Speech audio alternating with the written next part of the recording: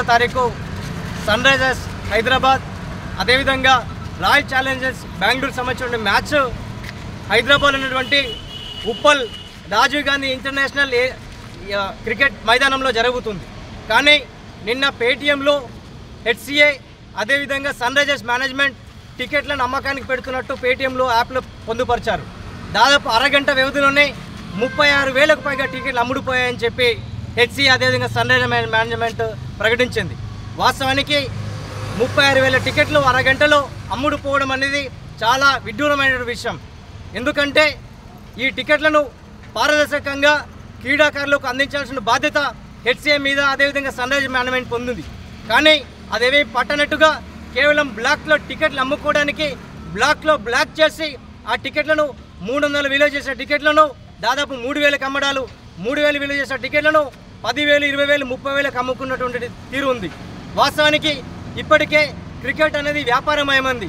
క్రికెట్కి సంబంధించిన ఐపీఎల్ కూడా పూర్తిగా వ్యాపారమైన నేపథ్యంలో కనీసం వినోదాన్ని పంచాల్సినటువంటి హెచ్సిఏ మేనేజ్మెంట్ కానీ లేకుంటే సన్ రైజర్స్ ఫ్రాంచైజీ కానీ ఆ దిశగా ఆలోచించకుండా కేవలం ఆన్లైన్లో పెట్టడం అంటే ఇది బ్లాక్ దందా చేయడం అనేది ఈరోజు all India youth federation Telangana రాష్ట్ర సమితిగా మేము ఖండిస్తున్నాం. తక్షణమే ఈ 30,000 టికెట్లకు సంబంధించినటువంటి వివరాలను పబ్లిక్ డొమైన్లో పెట్టాలి. లేదనంటే రేపటి నుంచే పెద్ద ఎత్తున రాష్ట్ర వ్యాప్తంగా హెచ్సిఏ తీరుకి వ్యతిరేకంగా మేము పోరాటం చేస్తాం. ఇప్పటికే హైదరాబాద్ క్రికెట్ అసోసియేషన్ మీద పూర్తిగా చట్టపరంగా అవినీతి అక్రమాలు జరుగుతున్నాయని చెప్పి అనేక సందర్భాలుగా అనేక చెత్త పేరున్నటువంటి హెచ్సిఏ బోర్డుగా తయారైంది.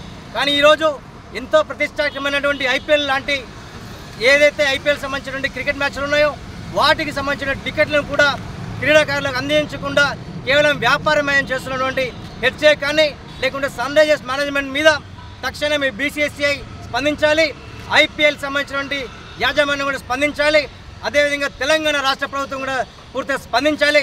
తక్షణమే హెచ్సిఏ మేనేజ్మెంట్ బోర్డుని కూడా బర్తరఫ్ చేయాలని చెప్పి ఈరోజు ఏఐఎఫ్గా మేము డిమాండ్ చేస్తున్నాం.